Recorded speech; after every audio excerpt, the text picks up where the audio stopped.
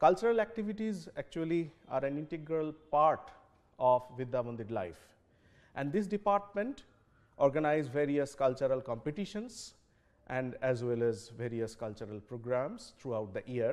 বিদ্যা মন্দিরের ফটোগ্রাফি বিভাগও যথেষ্ট সুনামের অধিকারী। এই বিভাগ বর্তমানে একটি ডিপ্লোমা কোর্স পরিচালনা করছে।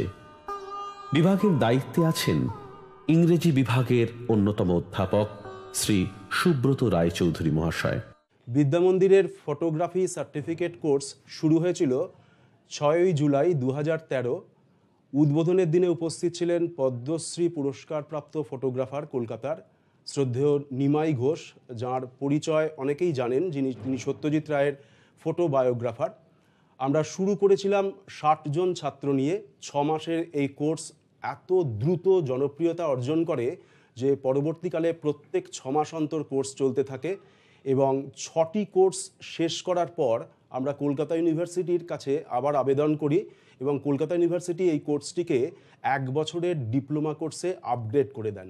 এখন চলছে যে কোর্সটি আপনারা দেখলেন সেটি হচ্ছে ডিপ্লোমা কোর্স। এরা 1 বছর প্রতি শনিবার ক্লাস করে 3:30 থেকে 6:30।